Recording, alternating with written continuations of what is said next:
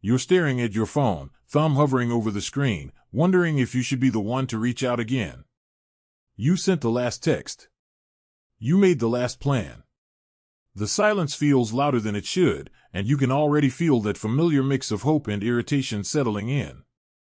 You don't like admitting that you're often the one carrying the relationship while pretending it doesn't bother you.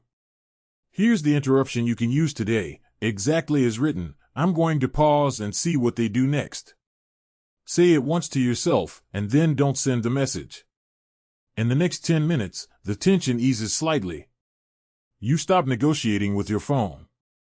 Your breathing slows, and for the first time in a while, you're not actively propping the connection up with effort. Educational content inspired by classical Stoic texts. Not medical, psychological, financial, or legal advice. This won't rush you, but it will keep you from spiraling. The pain here isn't just imbalance. It's the quiet arithmetic you're always doing. Who reached out last? Who followed up? Who adjusted their schedule? You tell yourself it's fine, that you're just more invested, but the resentment leaks out anyway, in your tone, your expectations, your disappointment when nothing changes. This is costing you time, emotional energy, and self-respect, because you're investing without clarity about whether it's mutual. What makes this so draining is that it's invisible. On the surface, the relationship looks okay. There's no big conflict, no dramatic break. Just a slow, one-sided pattern where your effort fills the gaps. And every time you fill them, you delay the truth about what's really there. By the end of this lesson, you won't be forced into an ultimatum or a dramatic decision. Instead, you'll learn how to assess reciprocity using a simple truth test, how to stop overinvesting without becoming cold, and how to choose relationships that respond to your effort instead of absorbing it. The goal isn't mastery, it's earlier clarity, so you don't keep paying for imbalance with your peace. If learning how to protect your time and emotional energy in relationships like this feels useful, these lessons are designed to keep giving you practical tools you can rely on. Subscribe for more lessons like this. First, you'll learn how to stop filling the silence so the relationship can reveal its actual shape. Next, you'll see how to tell the difference between temporary imbalance and a consistent one-sided pattern. Then, you'll practice staying steady when guilt or fear pushes you to reach out again. Finally, you'll watch how these pieces come together in a real situation where pulling back feels risky, but clarifying. There's a moment later where they finally do reach out, and you have to decide whether to respond the same way you always have. When that moment comes, you'll know how to choose without resentment or regret. You're waiting for a reply that never quite comes. You sent a thoughtful message earlier in the day, nothing heavy, just an invitation or a check-in. Hours pass. You refresh once. Then again. You tell yourself they're probably busy, but a quiet irritation builds because this pattern feels familiar. Here's the microscript to use in this exact moment, verbatim. I'll match the level of effort I'm receiving. You don't send it to them. You say it to yourself, and then you stop adjusting your behavior to compensate. This works because it replaces guessing with observation. When a relationship feels one-sided, you usually respond by doing more, sending another message, offering flexibility, filling silence. That extra effort temporarily soothes your anxiety, but it blurs the signal. Matching effort removes distortion. You're no longer chasing clarity, you're letting it show itself. Picture this in a common North American context. You're the one who always initiates plans. You suggest dates, times, places. They respond politely but rarely initiate themselves. You might keep offering options, telling yourself it's just how they are. With this rule, you pause. You don't disappear or punish. You simply stop adding extra energy to keep things alive. If they reach out, you respond warmly at the same level. If they don't, you notice. Here's the tiny action you can take today. For the next 48 hours, don't initiate contact with this person. Not as a test. As an observation. Keep your tone the same if they reach out. Just don't carry the momentum alone. This is measurable. Either you held the pause or you didn't. Now slow this down for a brief practice. Take a breath and notice the urge to explain the pause to yourself. You might hear thoughts like I'm being petty or I should be more understanding. Let those thoughts pass. Matching effort isn't punishment. It's neutrality. A common misunderstanding here is thinking reciprocity means exact equality. It doesn't. People have different capacities and communication styles. What matters is responsiveness.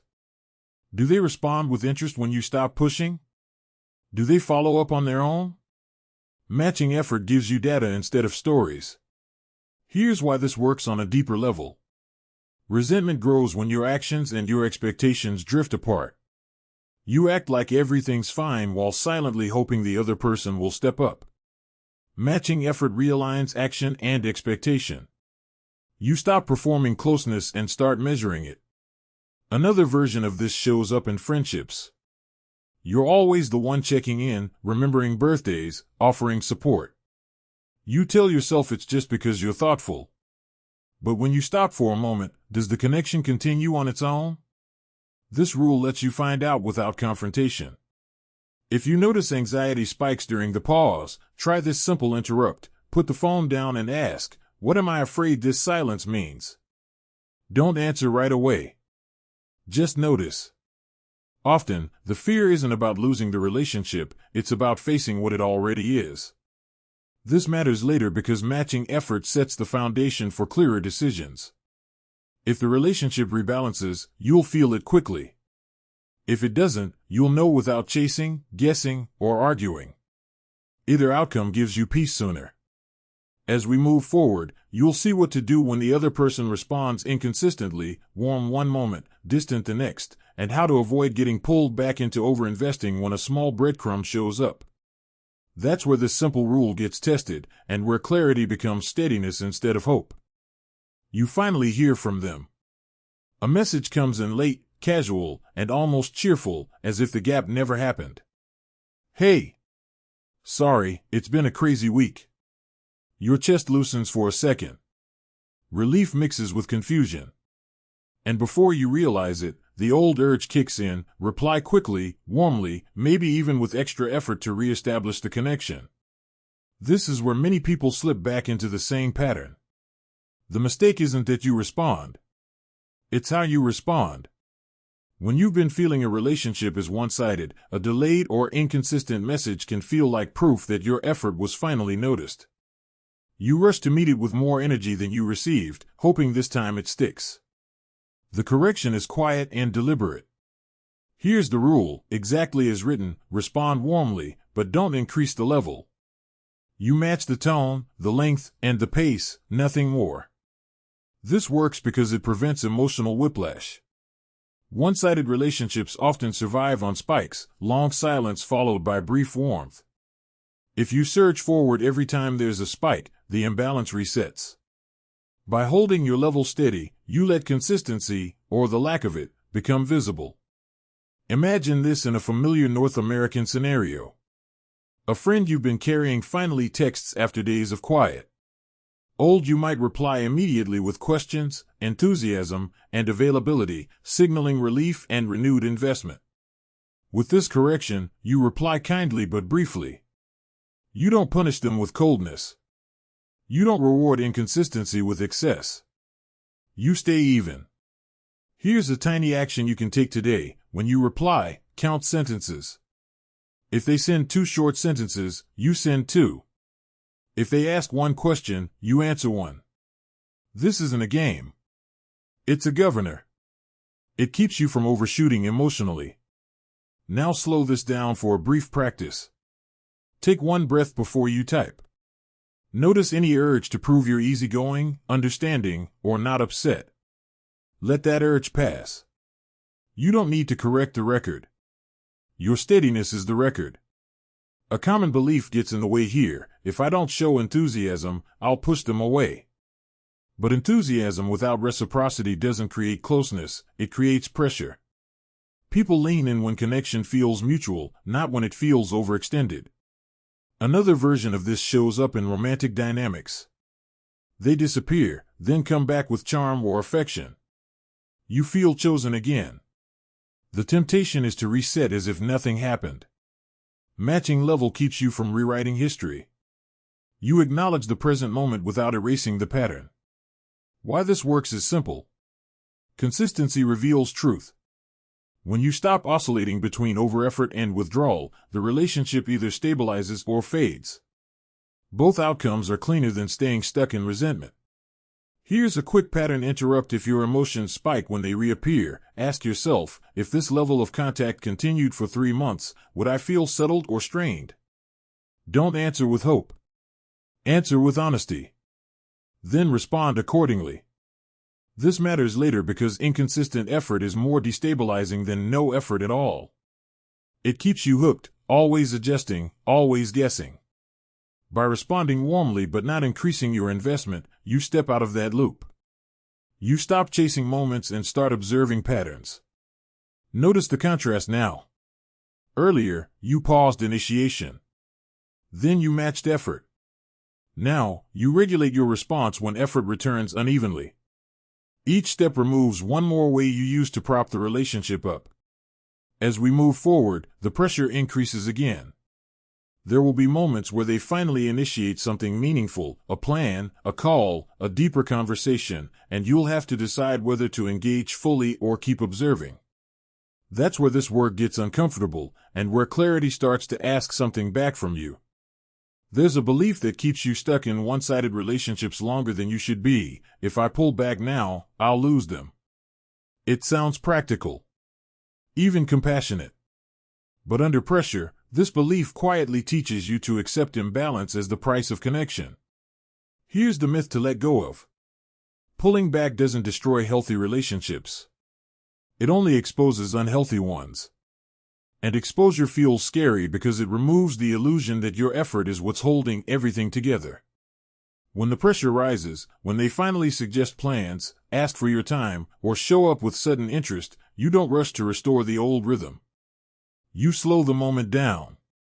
The instruction is this: I'll respond based on consistency, not relief.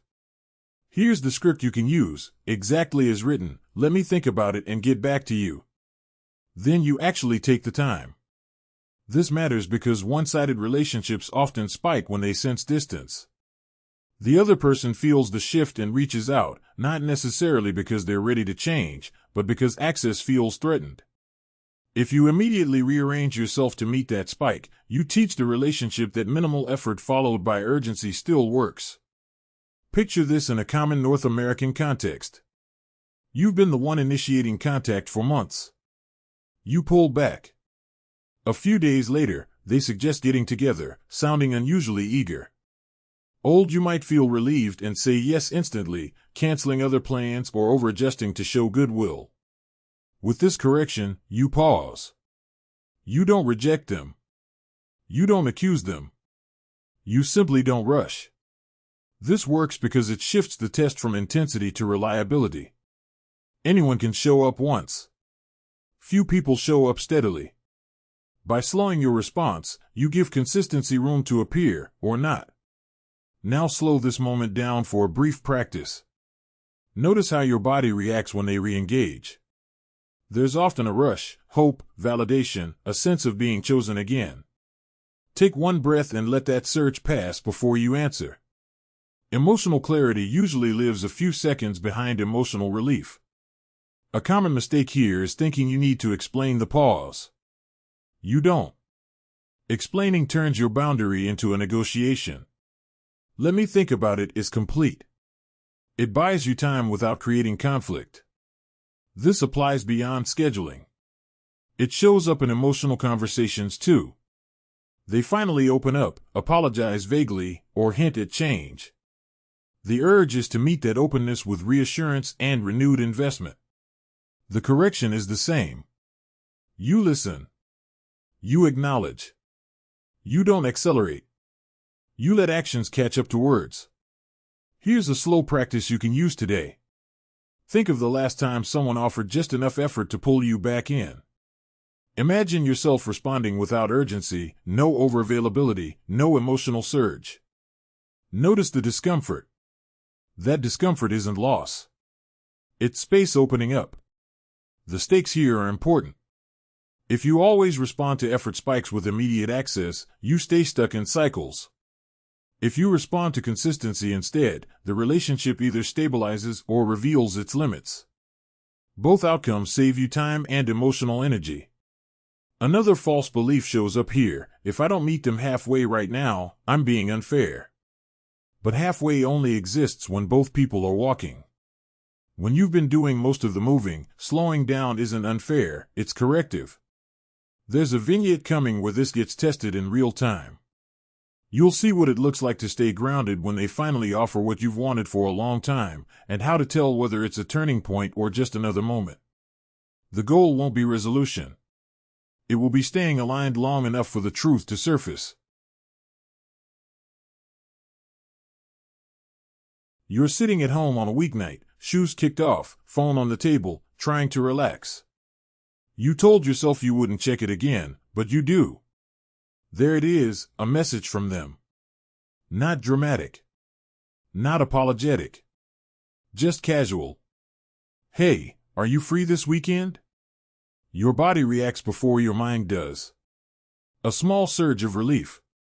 A sense of being chosen again. For a split second, the old pattern almost takes over. You imagine replying immediately, rearranging your plans, showing that you're available and easy and still invested. This is the exact moment everything you've practiced gets tested. The old reaction whispers, don't overthink it. Just say yes. This is what you wanted. And part of you believes that. You've spent so long carrying the relationship that any sign of movement feels like progress. You pause. You remember the first tool. You're no longer filling gaps automatically. You're observing. You don't respond right away. You say it quietly to yourself, I'll match the level of effort I'm receiving. A few minutes pass. The urgency fades a little. You notice something important: you're not actually excited yet. You're relieved. That difference matters. You decide to use the second tool. When you do respond, you keep it steady. Warm, but contained. Possibly. What did you have in mind? No overenthusiasm. No instant availability. They reply later with a vague plan. Maybe we could hang out? I'll see how my schedule looks. That line lands heavier than it used to. In the past, you would have filled in the gaps, offered dates, times, flexibility. You feel the urge rise again. Your fingers hover over the keyboard. This is where the old pattern almost wins. Instead, you slow it down. One breath. Shoulders drop. You remember the third tool. You respond based on consistency, not relief. Okay. Let me know when you're clearer. And then you stop. There's a stretch of silence. Not dramatic. Just quiet. In that quiet, something shifts inside you. You notice that you're not anxious in the same way. You're aware, but not scrambling. You haven't abandoned the relationship, but you haven't abandoned yourself either. The next day, they follow up. This time with specifics. A day. A time. A plan. Again, you feel the surge. Again, you pause. You use the pause not to punish, but to check yourself. If this level of effort stayed the same, would I feel settled or strained? The answer surprises you. You'd feel okay. Not elated. Not resentful. Just okay. You say yes, but you don't rearrange your life to do it. You don't overcommit emotionally. You simply agree. When the day comes, the interaction is fine. Pleasant. Not electric. Not disappointing. Just balanced enough to notice. And that's when it becomes clear, the relationship feels different because you are different inside it. There's still uncertainty. You don't suddenly know where this is going. You're not labeling anything. You're not forcing a decision. But something is calmer. You're no longer carrying the whole thing in your head. Later that night, as you sit alone again, you notice what's missing. There's no resentment buzzing under the surface. No mental replay of who owes whom effort. No quiet anger disguised as patience. The relationship hasn't been resolved.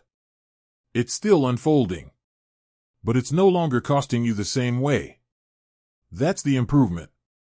You didn't demand more. You didn't cut them off. You didn't prove anything. You simply stopped compensating for what wasn't there and allowed the relationship to show you its true shape. And whatever that shape turns out to be, you know this now, you don't have to chase clarity. You can stand still long enough for it to arrive. What you've been doing throughout this lesson is learning how to respond to imbalance instead of reacting to the discomfort it creates. Reacting looks like reaching out again, over-explaining, or rushing to restore closeness so the tension goes away. Responding looks like slowing down, matching effort, and choosing clarity over relief. That shift, from emotional urgency to intentional action, is what protects your time, your energy, and your self-respect. First, you stepped into the moment where you usually carry the relationship forward and practiced pausing instead of filling the silence. That interruption gave the relationship space to show what it actually does when you stop propping it up. Then you learned how to match effort without coldness, so your behavior stopped masking imbalance. Next, you practiced responding to inconsistency without escalating your investment, keeping your level steady even when they reappeared. Finally, you saw how to slow things down when effort suddenly increased, choosing consistency over spikes so relief didn't override judgment. Each step reduces resentment by aligning what you do with what's actually happening. The core lesson underneath all of this is simple: mutual relationships don't require constant correction. When you stop compensating, clarity arrives on its own. Sometimes that clarity leads to balance. Sometimes it leads to distance. Both outcomes are calmer than staying stuck in silent resentment. Now let's lock this in with 3 things you can do today. First, choose one relationship where you've been carrying more than your share and stop initiating for the next 48 hours. Not as a test. As an observation. If they reach out, respond warmly at the same level. If they don't, notice what that tells you. This gives you information without confrontation. Second, the next time they message after a gap, pause before responding. Take one breath and ask yourself, am I responding from relief or from steadiness? Then reply accordingly. Keep your tone kind, but don't increase the level of effort beyond what you received.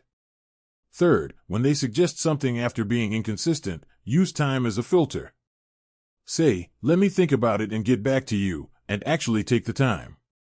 Watch what happens next. Do they follow through? Do they stay engaged? Consistency answers questions that conversations often can't. As you continue, the next layer to build is what happens after clarity arrives, how to decide whether to stay, renegotiate, or let go without bitterness. A natural follow-up lesson would be something like relationships, knowing when to step back without cutting ties, because it focuses on making clean choices once patterns are clear. That's where discernment turns into direction. You don't need to accuse anyone. You don't need dramatic conversations or ultimatums. What you're building is the ability to choose relationships that meet you back and to stop paying for imbalance with your peace. When you act in alignment with what's mutual, resentment fades, not because things are perfect, but because you're no longer ignoring the truth. If you want continued emotional control and relationship clarity that holds up under real pressure, not motivation, not noise, subscribe and keep building this skill.